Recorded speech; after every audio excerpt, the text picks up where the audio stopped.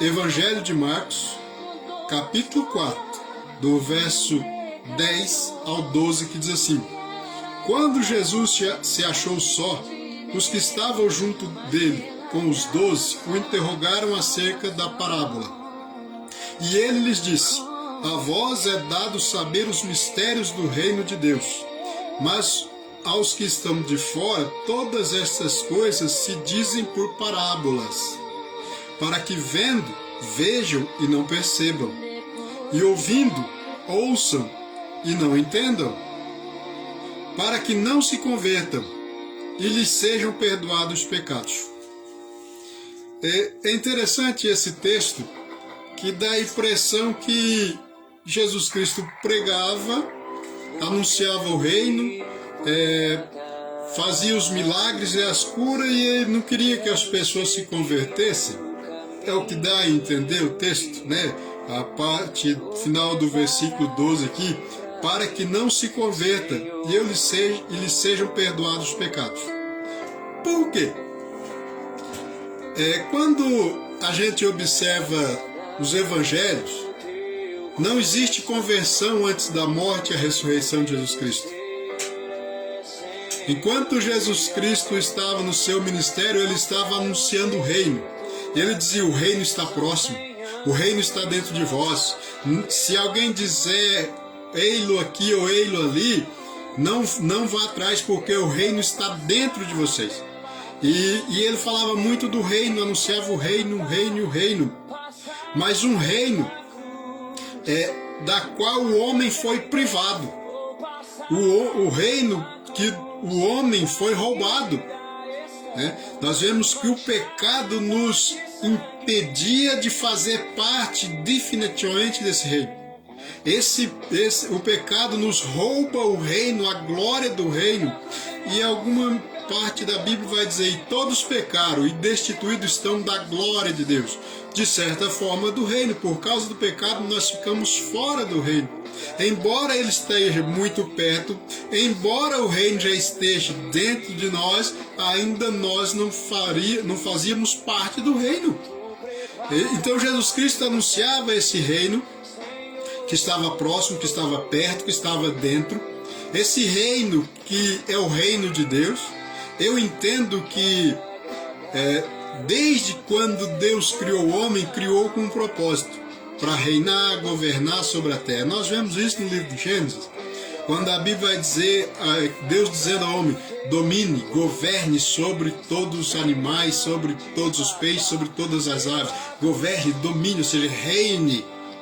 Mas então o pecado veio e nos roubou do reino, nos tirou essa consciência do reino. Então vem Jesus Cristo anunciando, ele fala muito do reino. Nós vemos que ele fala de várias parábolas. Ele vai dizer: e o reino de Deus é semelhante ao grão de mostarda, e o reino de Deus é semelhante ao semeador que saiu semear, e o reino de Deus é semelhante o Senhor que chamou os seus servos, distribuiu a um talento, a outro 2, a outro 5, e ausentou-se. E o reino dos céus é semelhante a uma pérola de grande preço. E o reino dos céus é semelhante a 3 medidas de farinha. E o reino dos céus, e ele fala muito do reino dos céus. Porém, ninguém se convertia, ninguém se arrependia, ninguém se entregava. E o interessante de tudo isso, ele não fazia questão.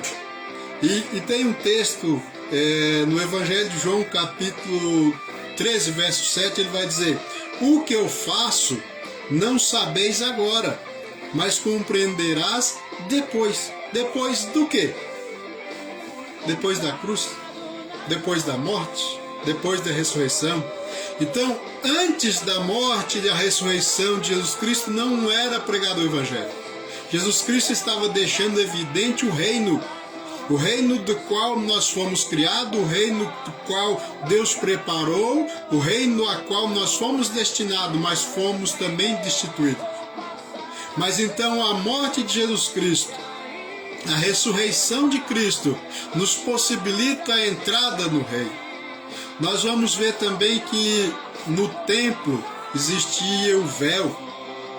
E depois do véu existia o Santo dos Santos, lugar onde ninguém entrava, só o sumo sacerdote uma vez por ano. Mas depois da morte de Jesus Cristo, quando ele foi crucificado, o véu se rasgou, abriu passagem. Então, antes da cruz não tinha evangelho. Antes da cruz não era possível entrar no Santo dos Santos. Então, quando se fala em evangelho, só existe evangelho com a cruz.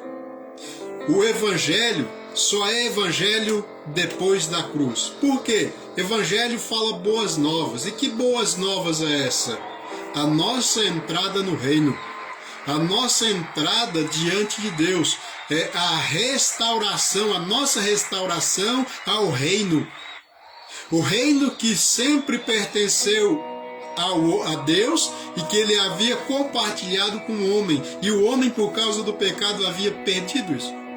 Então, quando fala-se do evangelho, eu entendo que não é só a salvação da alma. O grande erro nosso é esse, é às vezes achar que o evangelho é só para perdoar pecado e salvar-nos da condenação eterna. Aí nós desesperadamente queremos que Jesus Cristo venha logo e nos leve para o céu. Mas existe uma terra, e nessa terra existe o homem que Deus criou para governar ela, para assumir o governo. E hoje então os crentes, os cristãos de uma forma geral, estão insatisfeitos, descontentes com as coisas que estão acontecendo no mundo, porque nós perdemos a consciência de reino e não reinamos e não governamos sobre a face da terra. Não assumimos os lugares que deveríamos estar. Então, o homem com essa obsessão de ir para o céu, desejando o céu, a salvação da alma, é como que fosse o único objetivo de Jesus Cristo, salvar a alma. Sim, também. Mas salvar para quê? Perdoar para quê? Restaurar para quê? Reconciliar para quê? Para reinar na terra, até que ele venha. Então, na parábola vai dizer que um certo senhor chamou os seus funcionários, seus conservos, seus servos, melhor dizendo, e a um ele deu 1 talento, a outro ele deu a 2, a outro ele deu 5 e ausentou-se. Então, quando ele voltou, ele pediu contas. Então, é o que está acontecendo. Jesus Cristo nos deu o reino e ausentou-se, mas ele vai voltar. Mas é necessário que nós estejamos governando, reinando sobre a face da terra. Mas nós, de uma forma inexplicável, abrimos mão de reinar e governar sobre a face da terra. Abrimos mão. E hoje, os cargos, as funções, as posições de autoridade estão nas mãos de pessoas que não creem em Deus, de pessoas que não glorificam o nome de Deus. E eles tomam decisões, estabelecem leis e governos e fazem o que fazem, porque nós, como Igreja de Jesus Cristo, não estamos reinando. Deixamos as posições de governo para outros, porque queríamos o céu, porque queremos o céu, ansiamos pelo céu, desejamos o céu e desprezamos o reino de Deus na terra. Então, quando se fala de evangelho, é evangelho do reino, porque Jesus Cristo nos salvou, nos libertou, nos reconciliou, nos redimiu para reinar na terra, até que ele volte, até que ele venha, até que o reino depois seja entregue ao Pai. O próprio Jesus Cristo vai fazer isso. Mas porque o reino pertence a Deus. E Deus então criou o homem, estabeleceu o homem como governante sobre a face da terra, como dominador sobre a face da terra, para reinar sobre a face da terra. Mas o reino ainda pertence a Deus. E o que acontece é que nós, desprezando o reino, lá no começo, o homem, a mulher, deu ouvidos à serpente, e hoje em dia não é diferente. A serpente ainda continua soprando os seus sofismas. O que são sofismas? São mentiras travestidas de verdade. Em outras palavras, meias verdades, porque meia verdade não é verdade, torna-se uma mentira. Uma coisa que eu quero chamar a atenção, às vezes Deus é amor, porque Deus é amor, nós não podemos reprovar atitudes de pessoas, porque Deus é amor, não podemos repreender as pessoas, porque Deus é amor, nós não podemos rejeitar certos tipos de prática, porque daí estamos indo contra um Deus que é amor. Mas Deus não é só amor, Deus também é juiz, Deus é justiça. O Cristo, ele é o Cordeiro de Deus. Opa, voltamos, probleminha aí na internet. Então, como eu estava dizendo, tem muitas pessoas que pegou uma verdade, mas que não é toda a verdade. Deus é amor, sim, Deus é amor, isso é uma verdade, dependendo do ponto de vista que você apresenta, mas não é toda a verdade. Se eu disser que Deus é amor e por causa disso eu não posso repreender quem está cometendo um erro, eu não posso rejeitar uma prática, se por essa única declaração eu não possa ser contra certos tipos de práticas, que eu não posso concordar com certas ideologias, porque então eu estarei indo contra um Deus que é amor. Deus é amor, mas Deus também é justiça. Deus também, ele exerce juízo e justiça sobre a face da terra. Deus é amor, mas também é um fogo consumidor. Então, existem muitos sofismas. E o que está acontecendo é que muitas vezes o inimigo de nossas almas, ele ainda tem certa influência na vida daqueles que mais creem. E tem colocado em suas mentes, em seus corações, que é o céu, que nós devemos desejar o céu, sim, mas até que chega esse dia, existe uma terra para que nós governemos, existe uma terra para que nós assumimos e tomamos posse e damos diretrizes e governo sobre ela. Mas existem as posições de governo que a igreja abriu mão, porque começou a olhar só para o céu. Só para o céu, desejando, ora vem Senhor Jesus Cristo, ora vem Senhor Jesus, Maranata, e falando e pensando que a vida aqui é só tribulação, é só dor, é só tristeza, e um anseio muito grande de ir para o céu é abrir mão de governar a terra. Aí Satanás, através dos seus emissários, assumiu as posições de governo, de domínio, de comando na face da terra, e nós vivemos o que vivemos. Porque aqueles que deveriam governar, ditar as regras, as leis, abriram mão, porque aqueles que ainda creem só estão de olho no céu e desprezando a terra. Então o Evangelho é Evangelho somente depois da cruz. Porque Jesus Cristo anunciou o reino, falou do reino, que era o reino, como que era o reino, nos preparou para o reino e falou, toma posse do reino. Mas só era possível depois da morte. Depois da morte e ressurreição de Jesus Cristo, então o véu se rasgou. A porta se abriu. Depois de tudo isso nós podemos compreender, entender, receber a revelação, porque o Espírito Santo de Deus também nos foi dado. Mas ainda com tudo isso, muitas vezes ainda nós desprezamos o reino de Deus. E o reino de Deus não é somente nos céus. O reino de Deus é na terra. Para você ter uma ideia, Deus habita fora da criação. Às vezes a nossa mentalidade é tão pequena que às vezes nós imaginamos que Deus habita nos céus, né? Mas os céus foi criado por Deus. E Deus, ele é maior do que a criação, porque o dia que ele couber dentro do mundo que ele criou, então o mundo que ele criou é maior do que ele. Então ele habita fora. Para você ter uma ideia, imagine uma mulher grávida. Uma mulher grávida. Essa mulher grávida simboliza Deus. E o bebê que está no ventre, toda a criação. Ou seja, a criação cabe dentro, mas o Criador não cabe dentro da criação. Então é ilusão nossa imaginar que Deus habita nos céus. Ou seja, Deus habita fora, porque Ele é maior. Deus é como a mulher grávida. E tudo que está no ventre é tudo aquilo que Ele criou. Então, é só para você entender. Então, quando nós queremos ir para o céu porque é lá que Deus... Não, Deus está além. Existe o céu, eu creio que existe, mas Deus ainda está além. Por isso que quando dizemos assim, que Deus é onipresente, não é que ele consegue como é que eu posso dizer assim? Estar em todos os lugares.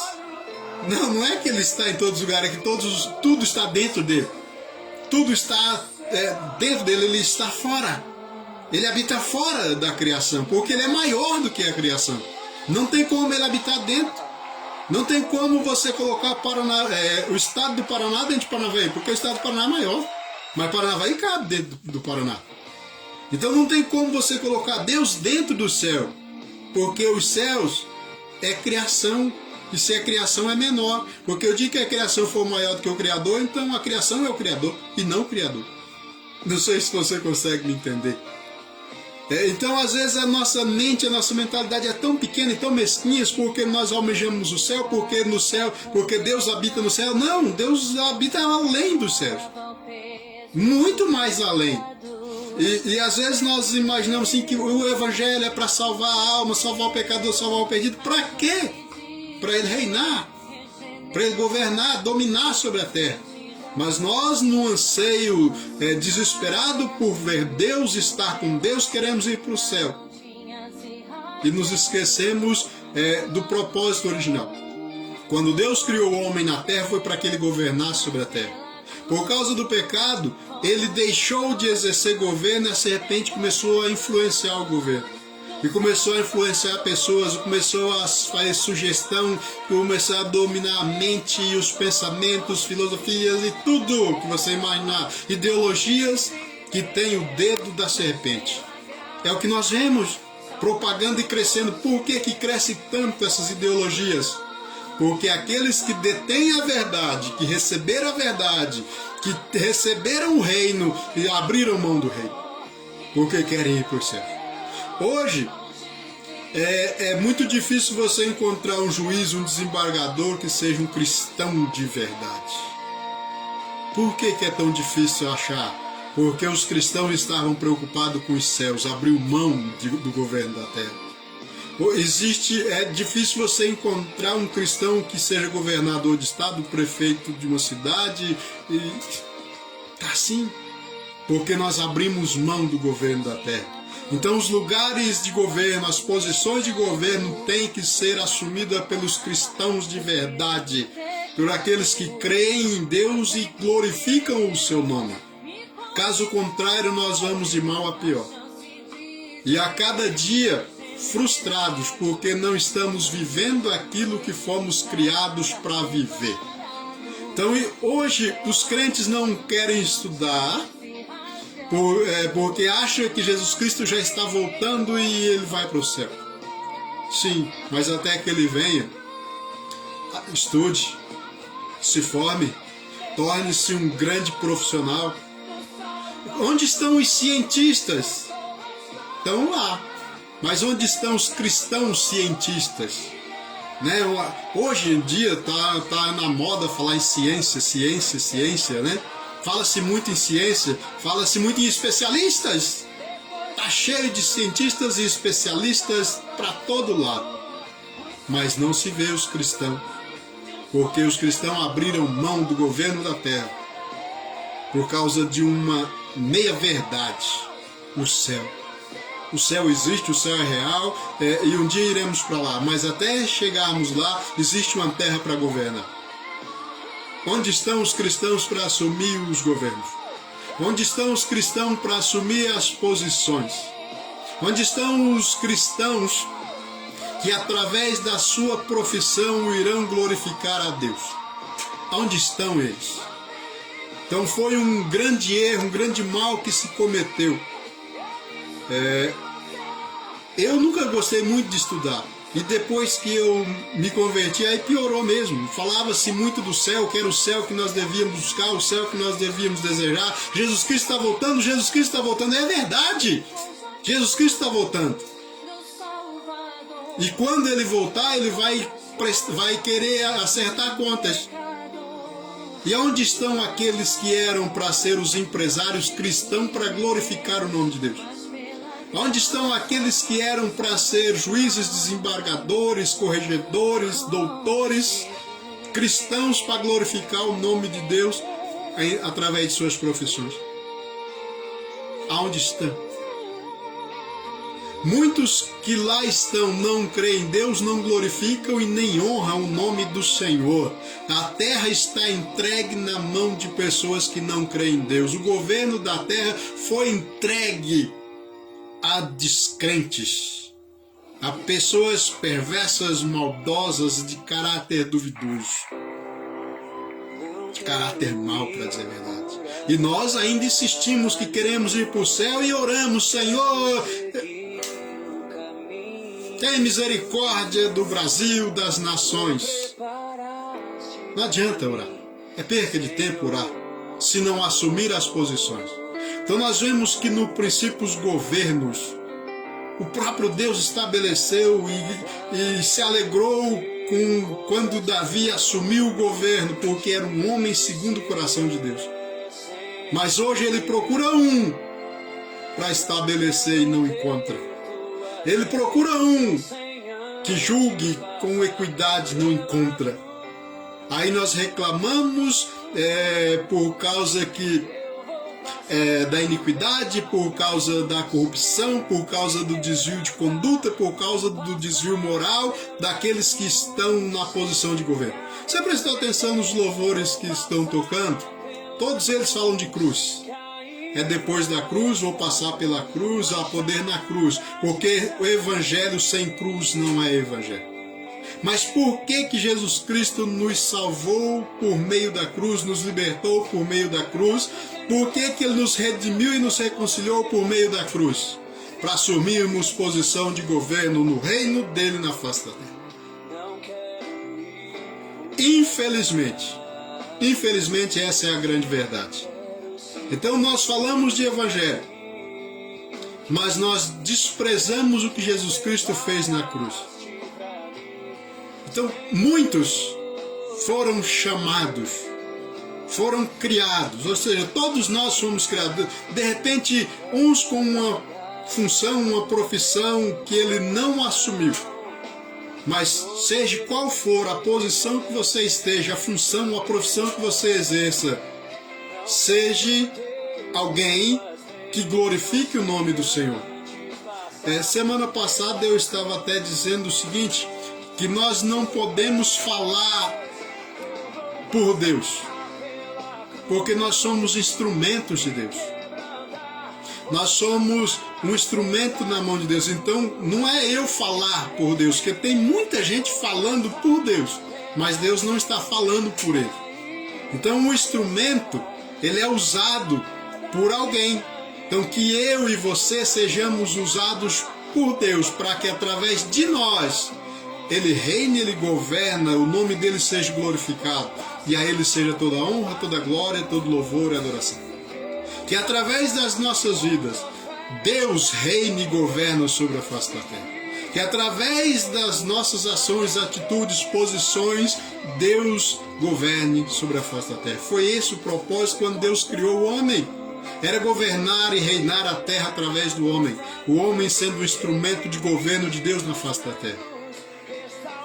Tá, não é uma palavra que todo mundo gosta e curte, porque é muito mais agradável ouvir Jesus Cristo está te curando, Jesus Cristo está te abençoando, Jesus Cristo está te dando portas. Isso é o evangelho sem a cruz. Isso é evangelho sem cruz. Porque antes da cruz Jesus Cristo curou, Jesus Cristo ressuscitou, Jesus Cristo fez muitos milagres, andou mas antes da cruz. Mas evangelho só é evangelho depois da cruz. Por quê?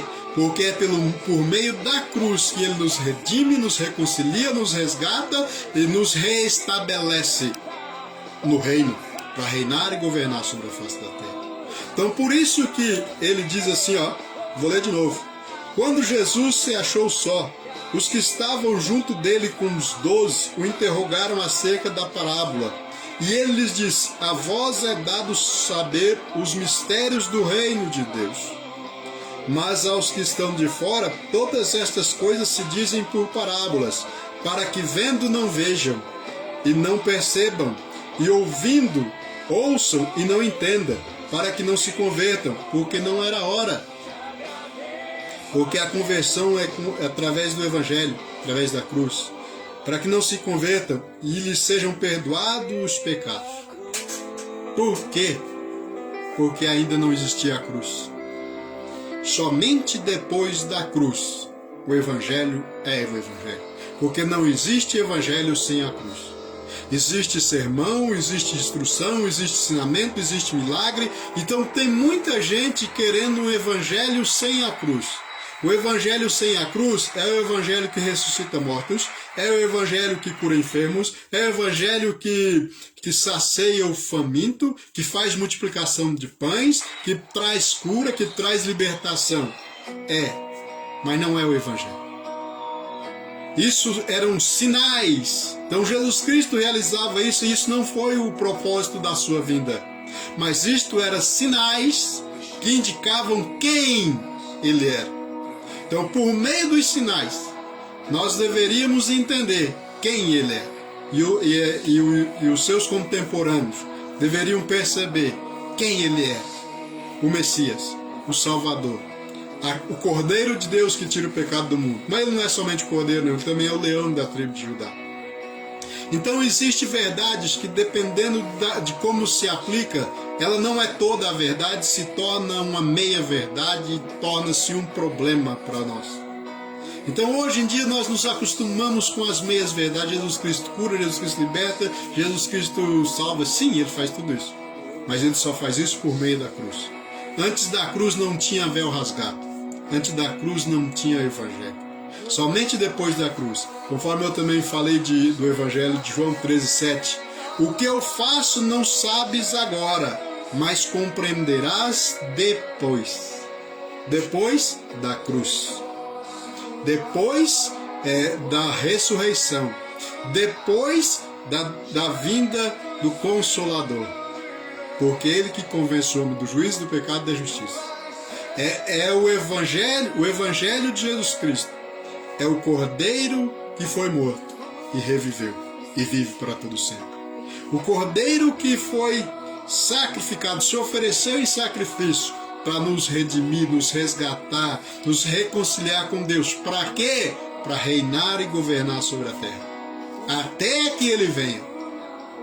Ou até que termine o nosso ministério, nós partiremos. Então abrimos mão da terra, entregamos a terra para a serpente de vez. Jesus Cristo vai dizer assim, que o reino dos céus é conquistado com esforço. E às vezes nós achamos que é salvação, que eu tenho que lutar para ser salvo. Não, eu já fui salvo.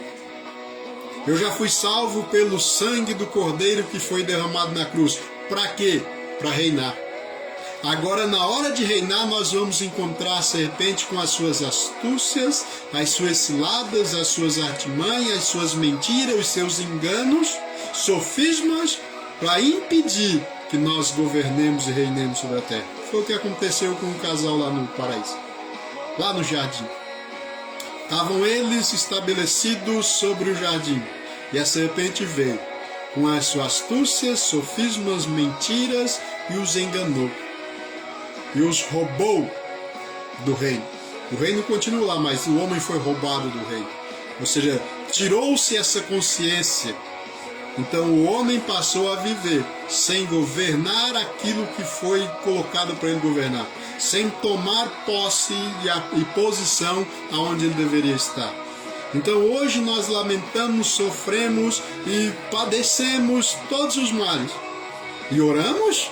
Desesperadamente nós oramos, desesperadamente nós clamamos a Deus, mas nos recusamos de assumir as posições de governo e de domínio, seja onde for, no lar, na casa, na família, no trabalho, na profissão. Somos omissos, fazemos pouco caso e menosprezamos, e não glorificamos a Deus no nosso dia a dia. Mentimos, enganamos, trapaceamos o tempo todo. E depois clamamos. Ou seja, quando falamos assim, servir a Deus, alguém logo imagina, servir a Deus é cantar, pregar, evangelizar. Não. Servir a Deus é reinar sobre a face da terra de fato. Mas reinar, como é reinar? Ou seja, deixar que Deus reine através de nós. nas nossas escolhas, nas nossas decisões, nas nossas atitudes, na nossa posição, na nossa profissão, naquilo que fizermos. Deus seja aquele que esteja no governo de tudo. Então o nome dele será glorificado. Então não haverá espaço para outros. Então hoje em dia nós vemos o conflito. Eu vou falar serpente porque tem gente que se assusta se eu falar outro nome aqui. Então a serpente ainda tenta e luta pelo governo da terra. Mas nós já abrimos mão, nós já desistimos, nós só queremos o céu. No máximo nós queremos uma cura, nós queremos um milagre, nós queremos uma bênção, nós queremos uma provisão, nós queremos multiplicação, nós queremos uma porta aberta. E achamos que isso é evangelho, mas isso não é evangelho. Porque antes da cruz, Jesus Cristo fez grandes milagres, curas, libertações, mas isso eram sinais que indicavam quem ele é, o Messias, o libertador, o Salvador. Aquele que haveria de ser o sacrifício, o Redentor, aquele que nos redimiria, nos traria de volta para Deus e para o governo da terra. É isso. Então, por isso que ele pregava e as pessoas não entendiam, não compreendiam. Ele falava por parábola, porque o objetivo é: depois vocês entenderão. Depois da cruz. Evangelho sem a cruz não é evangelho. Não existe evangelho sem a cruz. Evangelho só é evangelho com a cruz, porque as boas novas, e que boas novas é esta salvação, conforme nós aprendemos e falamos e repetimos? Não. Boas novas. O Cordeiro de Deus morreu. O Cordeiro de Deus foi sacrificado, nos redimiu, nos comprou, nos adquiriu para si, para que nós fôssemos reestabelecidos no governo da terra. Então, sem Cristo não há como governar a terra. Por isso que é possível repreender os demônios, expulsar os males de uma forma geral. Porque Jesus Cristo já nos resgatou para isso. Mas não é tirá-los daqui e não ocupar o lugar. Não adianta você expulsar o demônio e não ocupar o lugar. Então, às vezes, nós oramos, repreendemos as potestades sobre a cidade, mas não assumimos as posições de liderança, de governo, de comando. Onde estão os cristãos? Estão nos templos pedindo milagres, curas, bênçãos, pedindo provisão, portas abertas e desejando que Jesus Cristo venha logo, porque a terra está um caos. Por que está um caos? Porque deixamos de governar, deixamos de exercer governo e domínio sobre a terra, deixamos de fazer aquilo que fomos chamados para fazer. Então, Jesus Cristo pregava o reino, anunciava o reino, deixava bem claro o que é o reino, onde o reino está, para que nós tomássemos posse, mas sem a cruz não era possível. Somente depois da cruz o véu se rasgou. Antes da cruz o véu estava lá e existia um lugar que não podíamos ter acesso. 2 Timóteo, eu acho. Então, 1 Timóteo 6,16 vai dizer que Deus habita na luz inacessível. 2 Timóteo, vamos ler aqui. 2 Timóteo, não é segundo, é 1 Timóteo. 1 Timóteo capítulo 6, verso 16, ele vai falar uma verdade tremenda. 1 Timóteo 6,16. Aquele que tem, ele só, a imortalidade e habita na luz inacessível, a quem nenhum dos homens viu, nem pode ver, ao qual seja honra e poder sempiterno ou eternamente. Amém. Então quem é que habita na luz inacessível? Deus. Mas hoje nós falamos com Ele, ouvimos, sentimos, Ele habita em nós. Então é inacessível, porque sem Jesus Cristo não é possível ter acesso a Deus, à revelação de Deus e nem ao reino. Mas através de Cristo, através da cruz, Então as boas novas é essa: através do Cordeiro que foi morto na cruz, nós temos acesso ao reino, nós temos acesso a Deus. E Deus tem acesso a nós. Porque antes existia uma inimizade entre nós e Deus, mas essa inimizade foi derrubada, era como um muro, e ela caiu. Então agora Deus pode novamente habitar em nós, fazer morada e governar a terra através de nós. Mas enquanto não entendermos isso, não será possível. E não adianta orar. Não adianta orar. Porque não é questão de oração, é tomar posição. Orar, sim. Mas não adianta ficar orando, pedindo misericórdia, pedindo a intervenção divina, porque Ele nos deu o governo. E só vai mudar as coisas quando a Igreja de Jesus Cristo, os cristãos, aqueles que temem e amam e honram a Deus, assumir as posições de liderança de governo.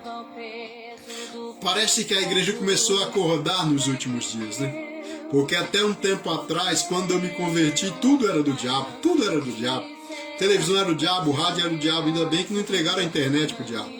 Mas aí tá uma peleja muito grande, porque o diabo falou: já me deram a televisão, já me deram o rádio, então eu quero a internet. Então tá uma briga hoje em dia, tem um monte de crente lutando aí para não deixar o diabo tomar conta da internet sozinho. Mas porque nós queremos os céus. Então a cultura, não existe manifestação cultural onde cristãos dominam, é ímpios. Aí nós reclamamos por causa das manifestações onde eles zombam de Jesus Cristo, fazem o que fazem. Aí nós ficamos indignados e pedindo que Deus faça alguma coisa contra eles. Não é fazer contra eles, é a favor de Deus que nós deveríamos ter feito. Ao invés de permitir que eles tomassem conta das manifestações culturais, da música, né, do teatro, da televisão, do cinema, entregamos de mão beijada. Aí nós ficamos reclamando, o mundanismo está entrando na igreja. Claro, se a igreja tivesse tomado conta de tudo, então era tudo de Deus. Então hoje nós vemos que é impressionante como pessoas que receberam de Deus dons, talentos e até naturais, né? Grandes compositores, grandes cantores, assumiram. Mas eles creem em Deus, mas muito superficialmente, porque nós abrimos mão. É isso. Então que nós estejamos despertos para esse detalhe. Não existe evangelho sem a cruz. Somente depois da cruz é que tudo se tornou possível, porque a cruz, na cruz o Cordeiro foi sacrificado, na cruz o sangue de Jesus Cristo foi derramado para nos resgatar, nos redimir, nos reconciliar, nos restaurar, nos trazer de volta para o Pai e nos estabelecer novamente como governo e domínio sobre a face da terra, até que Ele venha. E passou-se 2000 anos. E a igreja foi abrindo mão. Nós vemos que a igreja primitiva lutou e conquistou e prosseguiu. Então hoje em dia nós estamos pregando e já se tornou cansativo. Porque é um evangelho que não é evangelho. Nós estamos anunciando curas, milagres, mas não estamos anunciando o reino que foi nos dado.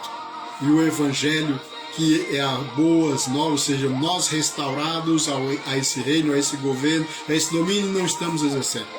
Eu creio que você já entendeu, repeti várias vezes aqui, mas é para você entender mesmo. Então, de repente você vai dizer: não, mas eu já estou muito velho para estudar e me formar e me tornar um juiz, um desembargador, um promotor, sei lá. Mas aonde você está, você pode fazer a diferença ainda, sei lá onde for. Mas faça a diferença. Deixa que Deus fale através de você. Então não é eu falar de Deus, não é eu falar em nome de Deus. Tem um monte de gente falando: eis que o Senhor diz, quando o Senhor não disse nada. Porque Deus fala no silêncio muitas vezes. Porque através da minha vida, através da tua vida, as pessoas olham e vejam a diferença. Que elas possam ver Deus na nossa vida, nas nossas atitudes, no nosso comportamento, nas nossas escolhas. Amém? Que Deus te abençoe. Que Deus abençoe a tua casa, que Deus abençoe a tua família, em nome de Jesus Cristo.